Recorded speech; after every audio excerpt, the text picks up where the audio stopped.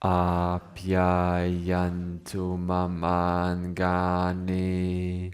Vakpranashchakshushrotramatho balamindriyani cha sarvani Sarvam Brahma Upanishadam Maham Brahma Nirakuryam Mama Brahma Nirakarot Anirakaranam Astva Nirakaranam Me Astu Tadatmani Nirateya Upanishatsu Dharmaste Mayi Santu Te Mayi Santu Om Shanti Shanti Shanti.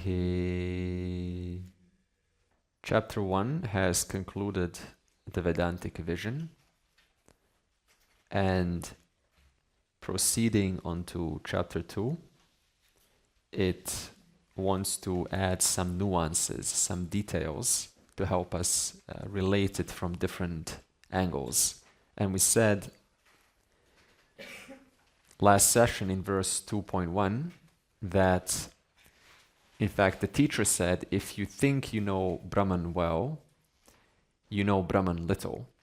And this is, a strong statement. It's like, what do you mean by that? Have I misunderstood? Because everything made sense so far. And it doesn't mean that because everything made sense that it didn't make sense. It didn't mean to hurt your understanding or doubt your understanding. It just wants to point out how careful one needs to be not to go sidetracked somewhere, because one little misunderstanding can take you on a tangent. And we said 2 ways by which you can ensure that you're not turning the reality into an image, because the tendency of the mind is to do so. It's just what the mind does, it's how the mind is. And thus, we said yesterday, the first thing is, in fact, the takeaway in this course is it requires some thoughtfulness. And Vedanta, of course, isn't for everyone because not many are willing to use their minds. But this is where we think. Manushya. Manushya means thinking being. And that is in Sanskrit, name for a human being. So if you really want to be a human being, without just saying I'm a human being, then you are a Manushya. And Manushya means literally thinking being. So if I go somewhere to some place and they're telling me, just have thoughtlessness and don't think and use your mind and go into silence, then you're contradicting your very purpose for being a human being, which is to use this sophisticated instrument and to think what is the nature of reality, what is all of this, and that requires time, effort. It's not meant to be done by the guru, it's uplifting yourself by yourself, thinking by yourself, introspecting by yourself, self-reflecting by yourself, self-inquiring or just inquiring by yourself.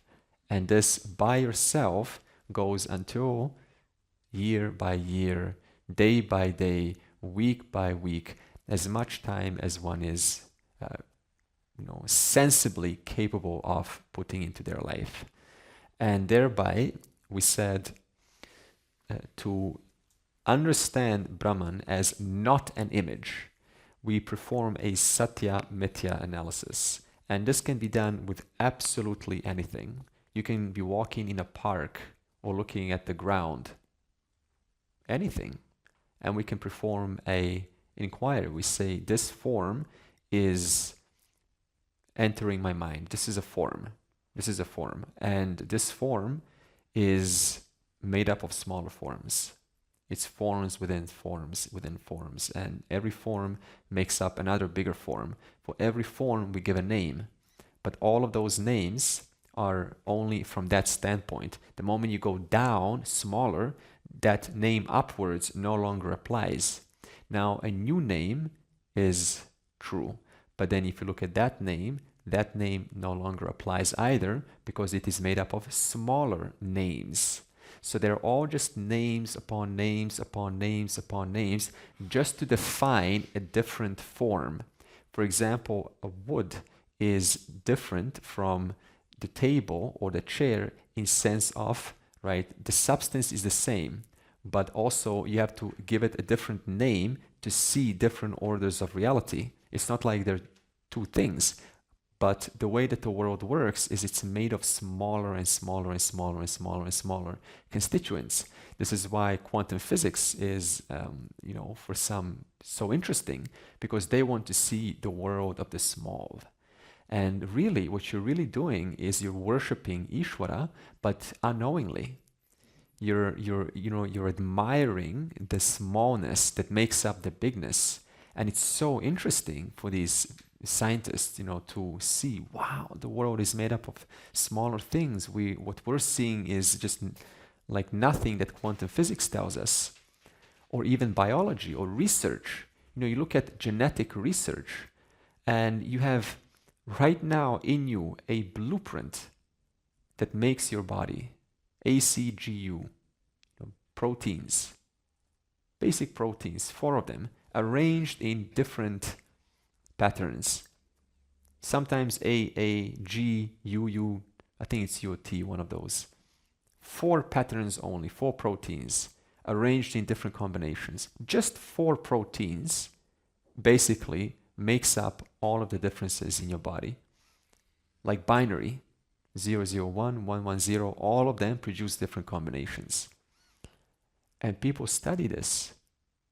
There's a field called bioinformatics, and this is where one of my friends does this, and she researches, it's called gene research.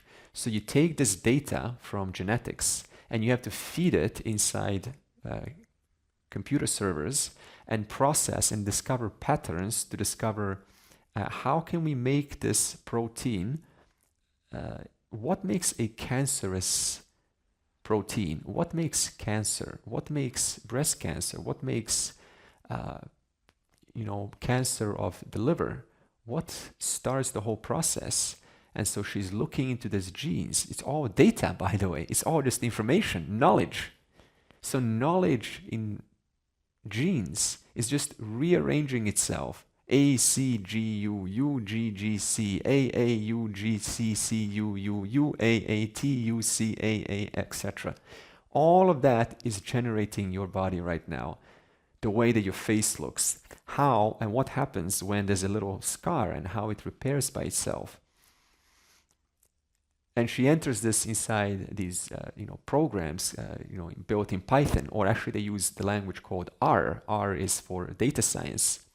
And she has to find some patterns, how, a certain, for example, 100,000 of these combinations, A, U, G, C, 100,000 of them, you feed into just a little portion, you feed into the program, and you have to see how, can I find a pattern that generates a potential cancerous cell.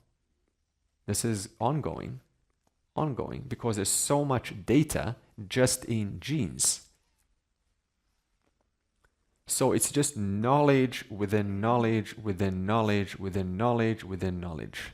So much knowledge. And every field that we create in this world, not that we create, but we discover something, and then we form different viewpoints that supports that one field of study, like geography. You look at the weather patterns, or you look at the evolution, how we had 4 extinction cycles in this world since 4.5 billion years plus minus, and every extinction cycle gave way for the new type of species. In fact, the last extinction of the dinosaurs gave way to mammals, and mammals gave way eventually to primates, and eventually, hello now, monkeys. Okay. So Vedanta, by the way, doesn't contradict evolution. Okay, evolution is a natural part of the physical body growing up. So this means that when the world is created, then the jiva has to wait to come to this level when they can ask the question, who am I? So this means, suppose you don't understand who you are, and eventually we have a macrocosmic dissolution. The world, the universe disappears. Well, you're still okay. You're just in one long deep sleep. Very, very long deep sleep. But then when the new cycle of creation comes, then eventually you have to wait for, right, the gases to combine under high pressure to, start forming planets. And the star is there, and then the star will have this, gravitational pull and start, and the planets can start to revolve around the star, the sun in our case. And you have to wait for situations to happen such that water can come. How did water come? Scientists still don't know. They say from volcanoes, from all the evaporation of the steam, maybe from that it came. They don't know quite yet. There are some theories. How did water come? Why is water not on Mars? And then slowly, life has its way. First, cyanobacteria comes. One-celled organism comes. Single cell. Takes billions of years of a single cell to eventually find a way to form two cells. Multicellular organism now starts. Eventually plants come, bacteria, and it evolves. Fish. And then somehow the atmosphere starts to get nourished with a little bit of oxygen. All of this intelligence, how it all takes place, none of us we can hypothesize, we can give you good models, but ultimately what I'm saying is to appreciate the vast amount of intelligence, how it's all taking place eventually to create walking beings, and then to be able to become self-conscious, like I am doing this. Make fire, and then to make sounds, ooh, ooh, ah, ah, ah, ooh, ooh. And then you say something more intelligible. No. This means no. Like this. Language evolves billions and billions of years. And this is the evolutionary cycle now. And eventually the person can say, oh, who am I? And then that individual can now finally start to inquire about this one who has evolved for billions of years. I think it's got to do with this, but it's also about yesterday. So we have this creation, apparent creation. It's started with the Vikshepa Shakti, no? And then, and we're all Brahman, we're all kind of one, and there's all knowledge, but still we're in our mind. We're just in this bundle. One person sees this, and the other person sees this. So is that because of the Avarana Shakti? I mean, it's all one knowledge, one power. But so the Avarana Shakti reveals for every person everything that's got not to do with this specific jiva. Am I correct in this understanding? Because there's always this question, so we're all one, but why are we all in this specific? Right. So we're view of life. We have a specific. Right. So okay. Could you say Avarana Shakti It's both. It's both because Vikshepa projecting, just like your own dream, you through your Vikshepa Shakti, you project many. And because your avarana, right, your power to hide information, you do the exact same thing in a dream, by the way. Use these two powers, Vikshepa to project your dream, and your dream then gets hidden. Certain information gets hidden. One character, another character, and every character has only so much information about themselves. So from everyone's standpoint, it seems like, I am one unit, you're another unit, you're another unit. So the whole thing, both the subject and the object, is a manifestation of one reality. Okay? So that's how the setup is. That's just how the setup is. This is Ishwara's creativity to create different beings who are, who feels like you're here and not over there. But actually, you are now everywhere. Okay? Now you say, well, why don't I experience myself, not myself, but why don't I experience as I am everywhere? That is because the setup is such that you're not supposed to. That's just how the setup is. So there's no reason to kind of explain it. Well, it's because of ahamkara, it's because, it makes you individual. Even if you say that, okay, great. But ultimately, that's how the setup is. Because if it was something else, you could ask another question. Why isn't it like that? Now, suppose it's like that. And you say, well, why isn't it like that? So you could never kind of stop asking the question, why is it, right? Why is it like this? Because that's how it is. Okay? So these two powers are required to produce this world and to hide information. And when information is hidden from the standpoint of the single individual, that translates to, I don't know. The common experience of all beings, I don't know. Why don't you know? Because I don't know. And then you have to remove, right? You have to go to a class and start learning Spanish. That means Spanish is hidden from you, but it's not hidden for someone else because they went through the process of removing that ignorance of Spanish, but you are yet to go through the process. So it's like this. So now you must ask yourself, what do I want to remove ignorance about? Cooking? Okay, you can do that. Knitting? You can also do that. The nature of you? You can also do that. And that's free will. It's all knowledge, yeah. Yeah, it's all knowledge. Yeah, it's all knowledge. It's just like, one projector, right, is illuminating on the wall, on a substratum, right? Let's say, 30 characters, right? And they're all like different. Like in one character is different from another and all talking to each other. Talking. But it's all, the whole thing's projected from one knowledge, from one Vikshepa. Right? So one Vikshepa projects many, and from the standpoint, on the substratum of consciousness, it seems like we're all now different characters talking to each other. That's just how the setup is. And I tell you, when I heard this answer, I had questions like, why is creation like this? Why are we sort of here, and why can we just not rest in this one awareness? And not go through this process of having classes and, dinosaurs and evolution and being hungry and all of this stuff. Why? A simple answer, which I finally found at peace. That's how it is. What do you want? What else do you want to hear? You can philosophize until you turn blue in the face. Simple answer. That's how it is. Okay. But also in science, it's always falsified. I mean, they never...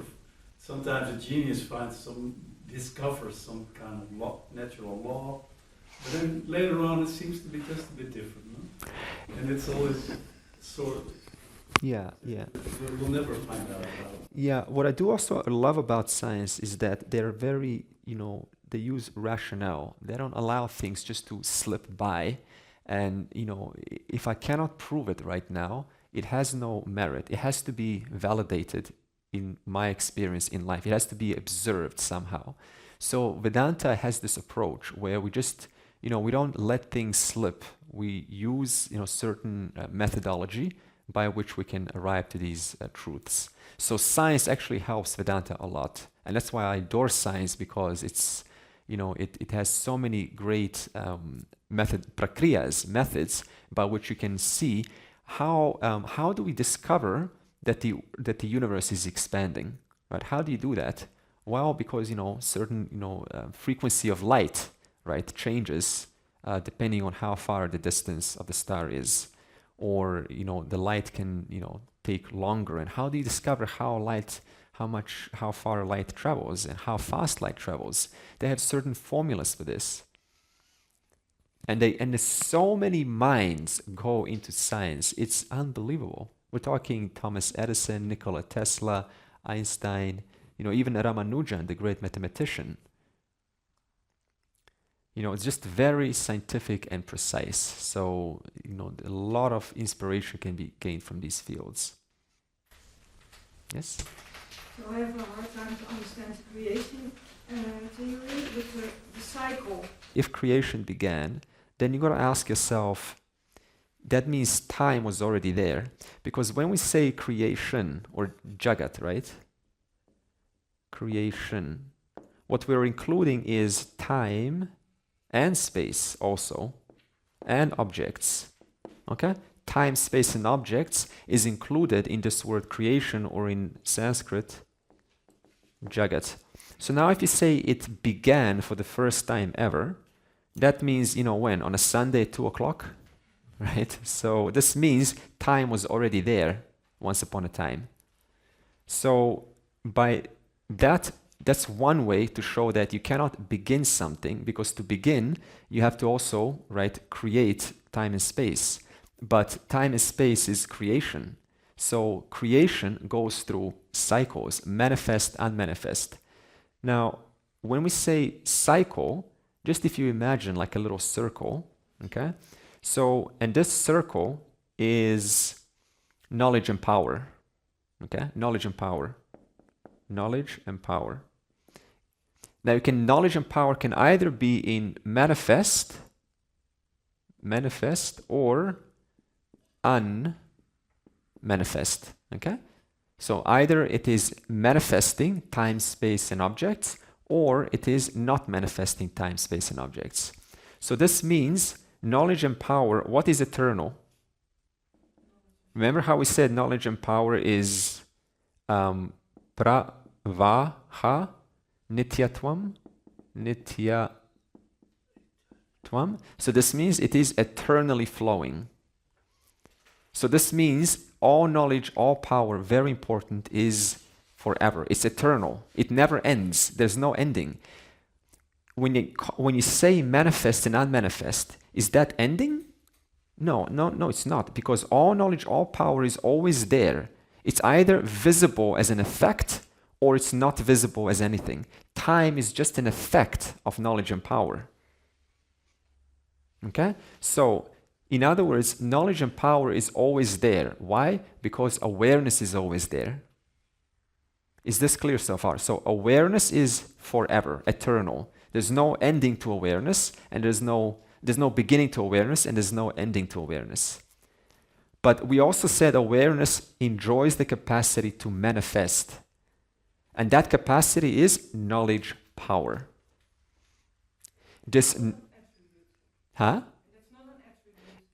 So knowledge power is not an attribute of awareness, because, look, knowledge power manifests and unmanifests. If knowledge power was stuck to awareness, then what will keep on happening? That means awareness will keep on manifesting and unmanifesting. But who would know about that? Right? What constant would know about manifestation and demanifestation of an object? Okay? Because knowledge power constantly manifests, unmanifests, manifests. But there is a knower, like your thought, it manifests and it unmanifests. But there is a substratum in whose presence it is known that a thought is manifesting and unmanifesting. Okay?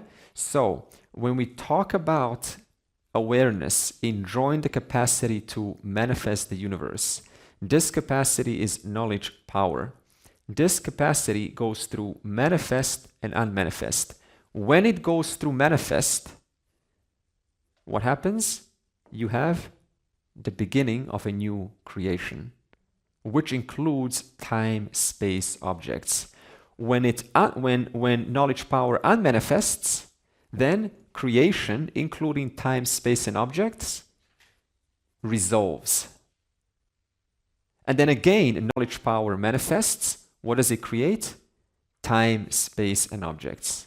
And then again, knowledge power, total dissolution of the universe, the whole thing unmanifests. And why does it go on forever? Because knowledge power is not apart from awareness, awareness, and awareness is eternal. Therefore, knowledge power is also eternal. And since knowledge power eternally exists, so does manifestation and unmanifestation of the universe. It may be another example is I'll just very simple. Just go like this. Is it then that the same universe is getting created again? Sorry? If the universe is unmanifested and then again manifested, is it then the same? Yeah, it's different because there is a continuity from the last cycle of creation. So it's not like it's a different creation. It just goes into a macrocosmic dissolution. There is no time, there is no space, and then again there is another creation that comes by. So like this. So if you imagine like a circle, right? Where should I put a beginning here? If I put it here, is that a beginning? In reference to what? But if I do this, this is a beginning in reference to this part. But here, no matter where you put, in reference to what part is this the beginning? In other words, that's why we say in the Vedas, creation is circular. You cannot put a beginning to it. It's just always going into manifest, unmanifest. Manifest, unmanifest. It's only possible if it's vivarta, not real change. Else it wouldn't be possible. Yeah, so it's yeah, I mean that's now vivarta. I'm not gonna put that here, but it's it's not an actual change, but it doesn't have some context. I don't want to put it into this teaching now. Okay. So what Simon wants to say is, yes, it seems like it's creation is taking place, but it's nothing but knowledge, right? Just reshuffling itself. In other words, it's the same knowledge. It's not like there's two knowledges. Knowledge is knowledge. Information about the universe is information about the universe. Total knowledge, total power, constantly reshuffling right now to be manifesting as time, space, and objects. So even when you say time, it's nothing but knowledge. Okay? Knowledge power. Space, knowledge power. So we just give names to knowledge power from different standpoints. And the subtlest of knowledge power that you can give is the subtlest effect. The subtlest effect of knowledge power that you can name is time and space. Okay? Because everything is within time and space. Okay? So time and space is an effect. So knowledge power is the cause. And what's the subtlest effect of the knowledge power? Time and space. And what's slightly grosser than time and space? Now whatever you want, right? You can say quarks and so on. Okay, etc. But all of it, whether you talk about time, space, quarks, all the way up to a tree, all of that are names for knowledge power. And knowledge power has no existence without awareness. In other words, within awareness, knowledge power. Okay? My mind comes up with a question when we have, or as we have, endless cycles of creation, manifestation and manifestation, and we have infinite jivas whose main task is to wake up to attain moksha. Mm-hmm. Why haven't all the jivas by now attained moksha, as we have already infinite cycles, and then everybody would be out of the game? There's this confusion where we think that you're an infinite jiva, right? You're not an infinite jiva, like eternal jiva. A jiva is anadi, not anantam. Anadi means without a beginning. Jiva is the only existence in creation that is anadi, that means beginningless. So this means everything is beginningless in creation. Jiva is the only thing in creation that is not anantam, eternal. That means, now you've probably heard this before, the eternal jiva. You've heard this before? The most confusing thing ever. You have to put, because that is a literal meaning, you have to put the implied meaning. The jiva has capacity to be eternal, but jiva is not eternal. Okay? So Jiva can end at some point. Yes, Jiva is beginningless, but Jiva can end at some point. Now, the question you're asking is, why have not all Jivas, right, ended so far? Because the universe is, infinite in itself. Infinity, 1 minus infinity equals how much? Infinity. Okay, so it's an infinite creation, and the setup is such that, it's never going to happen. Because look at this. Here's the logic. If this creation is beginningless, and you had a limited amount of jivas, suppose 1,000, by now, you would have all gone. So just the fact that this world is occupied by insects, which is also, right, jivas, bacteria, germs, ants, how many, colonies of ants there are, and then how many ants within each colony, and fish is just trillions upon trillions upon trillions just on Earth, just in this 100-year period. Never mind all of the jivas before. And that is just Bhuloka, Earth. Never mind Svargaloka and Pitraloka and Patala and all of these other worlds that I mentioned. And then the Vedas goes further. There are infinite worlds, infinite universes. So whatever we're looking in this universe and we're going, wow, amazing universe, there's only one universe out of infinity. Cannot fathom it. It's so large. The only thing you can really do is recognize one content that inheres in all things.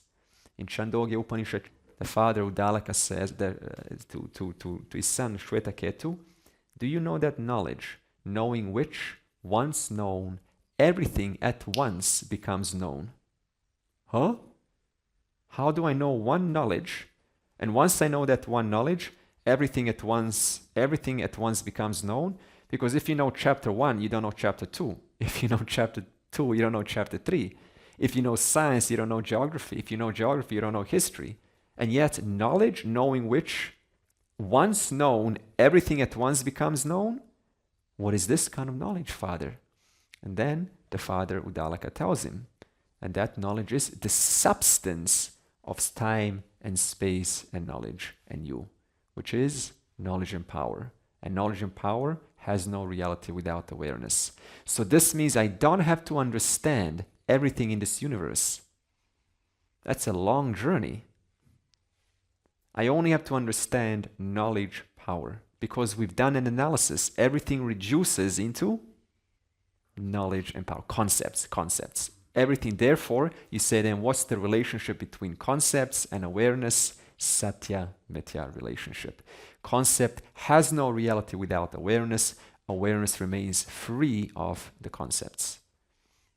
Just like the awareful being remains free of their potential constantly manifesting the dream world. Whatever the potential changes into, you, the awareful being, never take that on. Okay? So the number that the Shastra is given about the jivas is about this different species of jivas and not the absolute number of jivas, right? Yeah, so not the absolute. There are infinite jivas, and I think you're referring to, there's one part about how many jivas.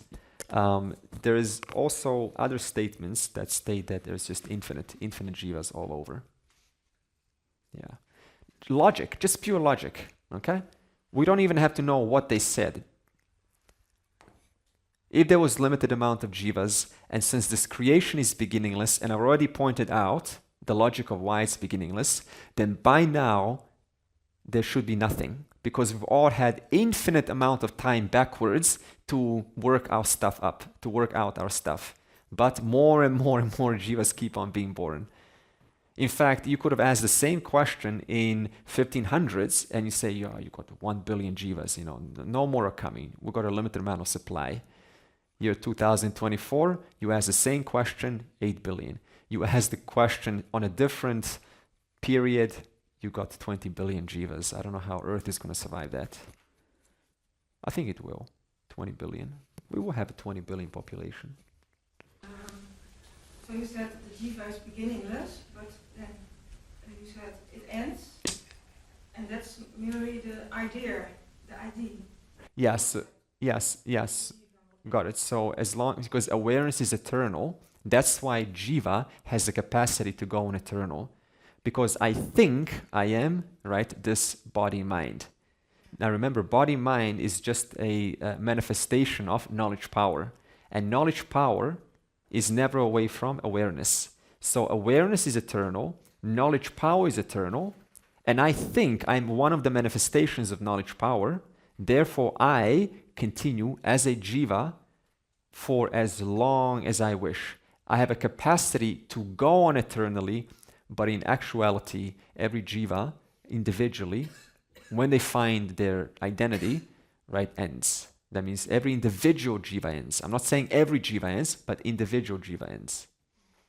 And how does a jiva end? Well, you shift your identity. Now, when I say shift your identity, what do you mean? How do you shift identity? Like what moves? Nothing moves. If I'm telling you right now, there is a one constant about you which never undergoes any change. And that constant is available all the time. If you're connecting to my words right now, and there is understanding what I'm saying, then your identity is changed. Your identity has, quote, shifted. If I'm saying there's something about you which never gets tainted, which is always the same, which just lights up all of the changes, and in you there's something about you that is constant, and you know it well, it's known to be yourself, and you have no doubts about it. And while I'm saying this, you're going, huh? Huh? Then your identity has not shifted yet. Okay? So it's only a matter of time when identity is shifted, meaning you have come to a point where what we're talking about, the words of the Upanishads, you are connecting, you're connecting, you're connecting. Yes, I got it. Sadharana, common. That's called moksha. Okay? And it's not a big deal because awareness was there all along with you. We just sort of superimposed our body onto it, and we thought it is something what it's not. What I haven't quite gotten yet is when you said that it's still up to Ishvara's grace. When I resolve the ownership of body and mind, how can still there be another... Got it. Another intervening factor which kind of decides, right? So the reason we say that is for your security. So it's like a backup plan, right? Because it's so easy to, to say, it's very clear to me, Andrea, I've heard other teachers, and I can see it on people's faces, right? And you're kind of like walking proudly, here and there, and it creates a person that closes their mind down, right? They stop learning. So out of humility, we say, ultimately, Ishvara has the last say when the person dies. Even if you're clear, ultimately Ishvara has the last say, because you cannot risk it. Because the moment a person says, I've got it, then it closes the mind down and they gain this false confidence in themselves. And then you miss basically 10 years of no growth.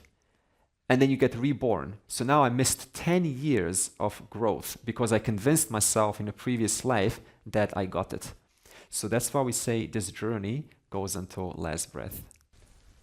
That's what James called enlightenment sickness, when you're fit.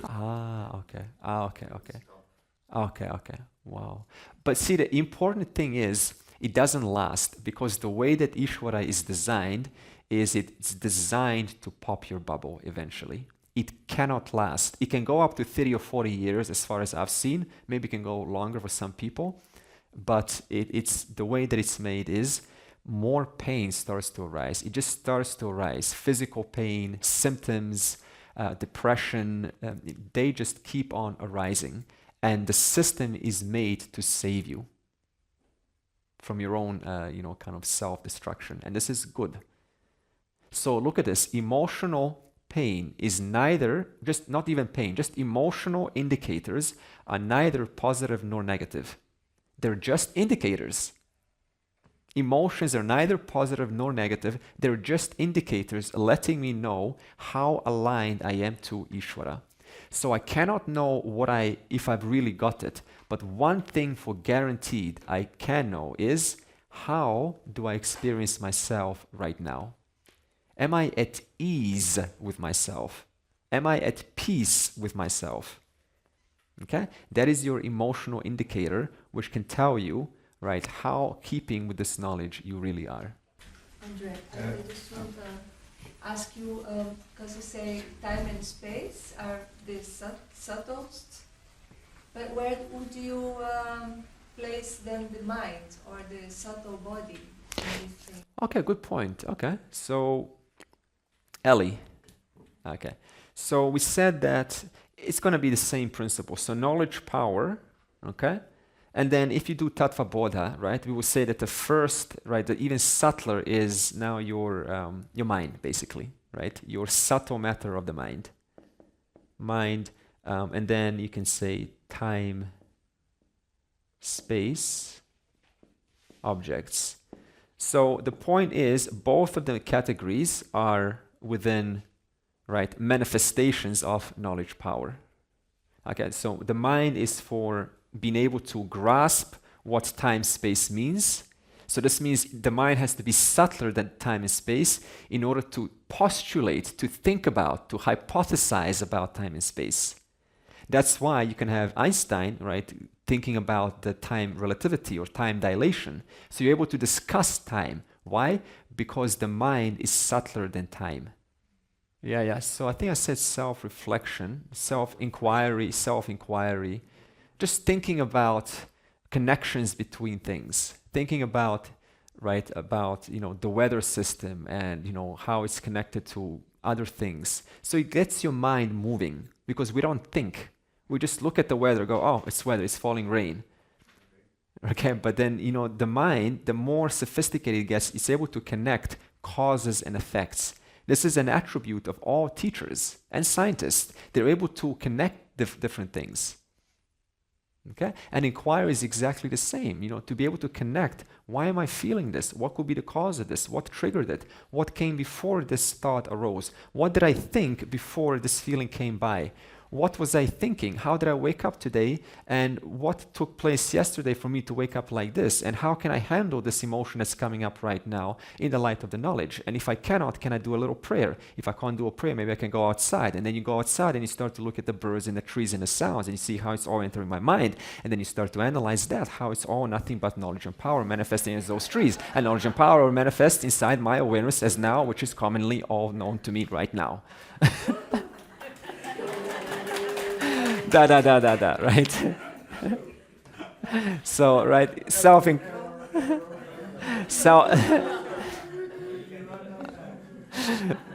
yeah, so it's, right. What you say, bottom line is connection from me, who I think I am, to the environment, to outside. Okay, that's one. Good. And the other was Satyamitya research. Satyamitya. Okay. Yeah, good. So I get what you're saying now. So in other words, you take any form and then you start to reduce it down and you see it reduces into knowledge and power. And knowledge power rests in awareness. So that is how not to turn Brahman or awareness into an object. You have to do this analysis. And the second, we said that mental reminders. So again, wherever my mind goes, see, the mind's always going to give you ideas whether you got this or not. So there's a mental reminder. You say, wherever there's thought is going, there is a knower of that thought, which is always going to be I, me. And that me is the final reality. Okay? So this means there's always some light illuminator of the thought. And that illuminator, you're never away from. And even if you say, am I away from the illuminator? Even that thought is illumined by the illuminator. Therefore, I never went away. That means a thought cannot displace you. Okay? So these two methods were provided to answer the question, if you think you know Brahman well, you know Brahman little. And then I provided two methods by which not to fall for the trap of turning awareness into some feeling or sensation or a thought, how, it should occur next retreat, or it should recur, right, next time. It's always with you.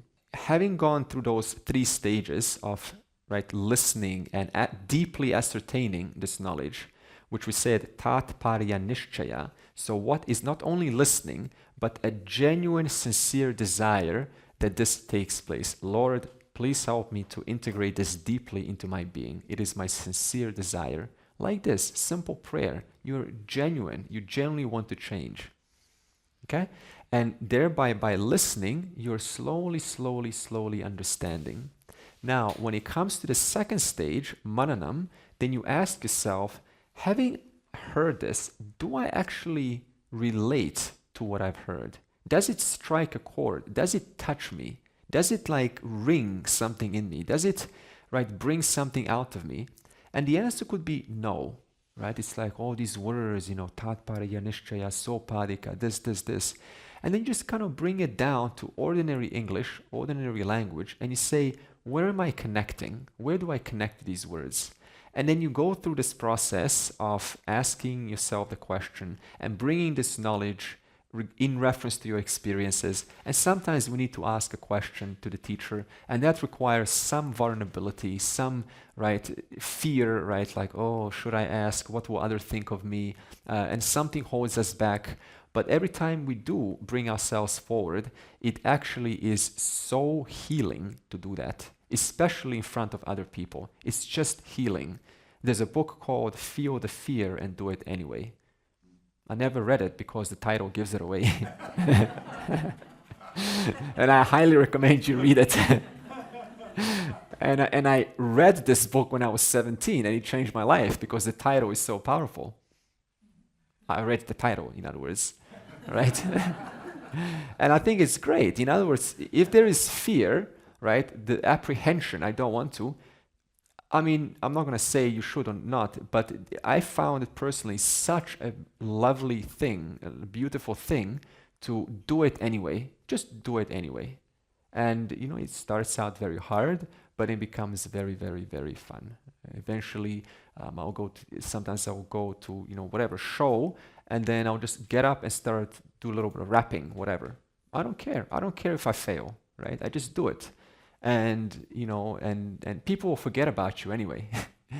They won't think about you. So and it can be very healing to ask questions and to have that relationship with the teacher. That's where a lot of healing is. For me personally, reason why Nima is my teacher is because I need a friend. I don't need someone that's up there and I have to look at them as up there. I need a friend.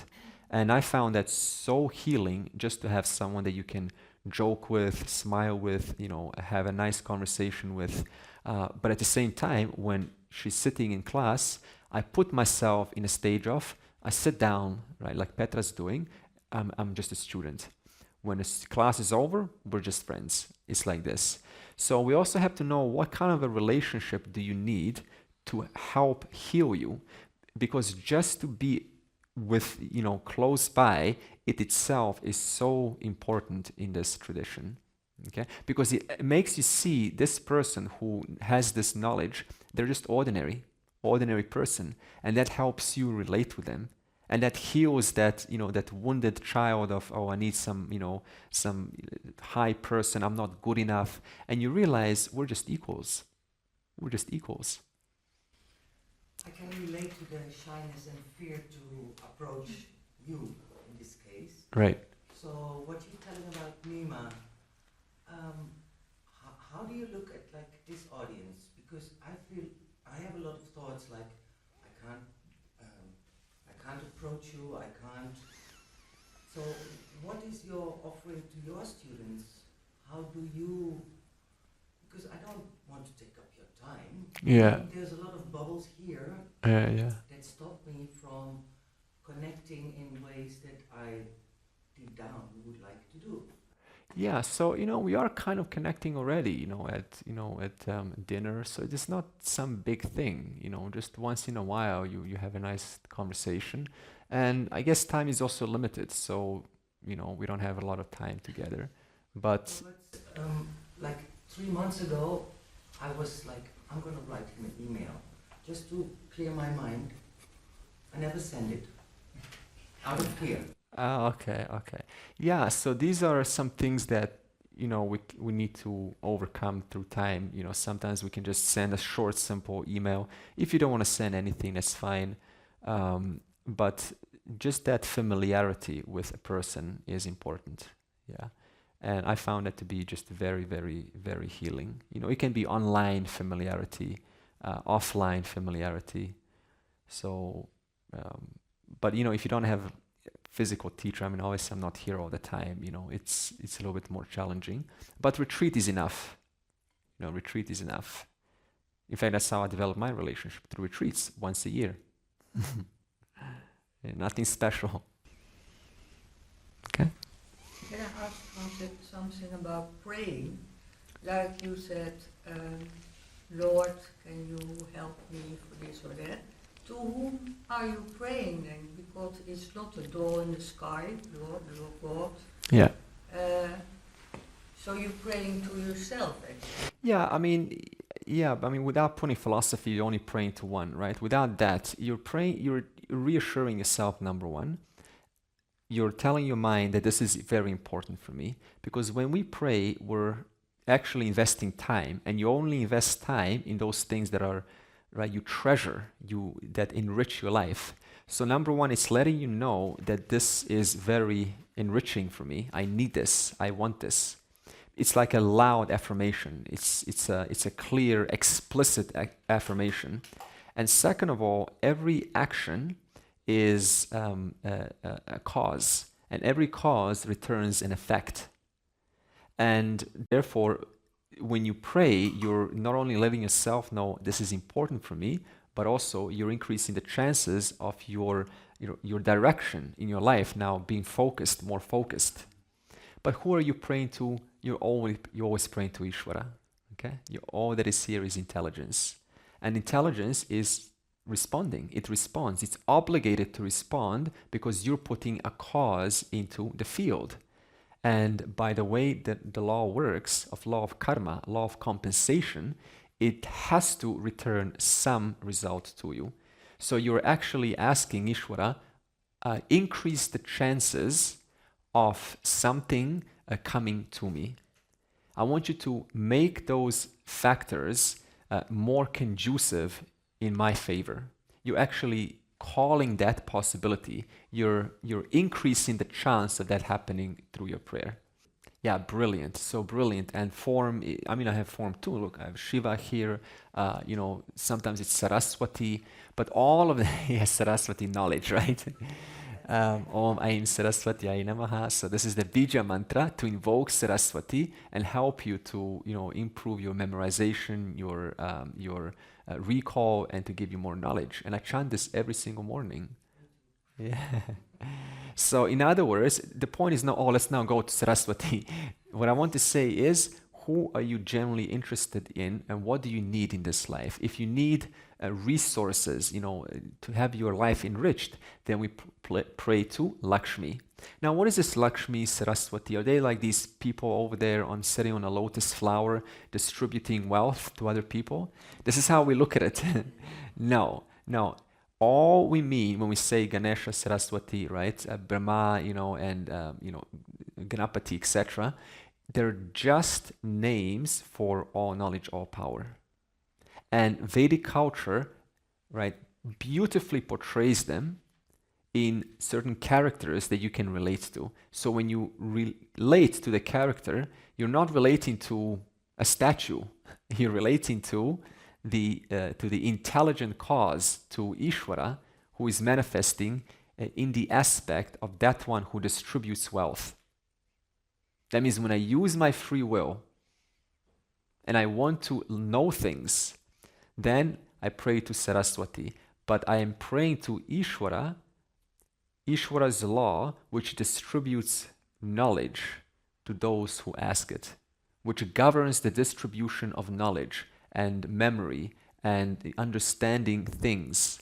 Therefore, I pray to that one. So this means you can say, instead of saying, Dear Ishvara, you can say Saraswati, because that hones in your focus. That means this specifically, Out of all of the things from knowledge power that can give me, I want the aspect which makes my knowledge more firm, deeper. And that aspect is called Saraswati.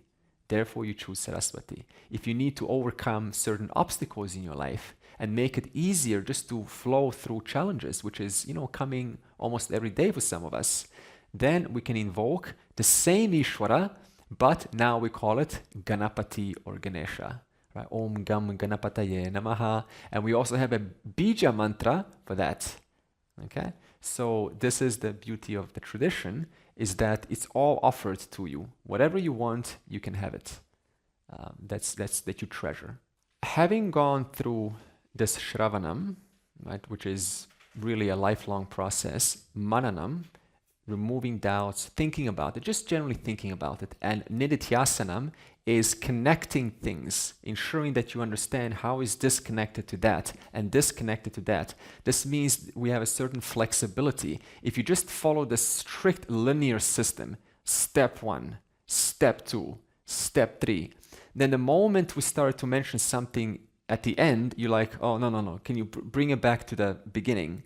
So the person has to get a little bit flexible about what they understand. And Nididhyasanam helps you loosen up this rigidity of the mind, that it has to be like this and not like that. Okay? So Nididhyasanam shakes your mind up with this.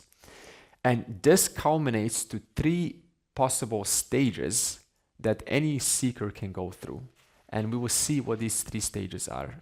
Purnamadav Purnamidam Purnat Purnamudachyate Purnasya Purnamadaya Purnam Eva Avashishyate.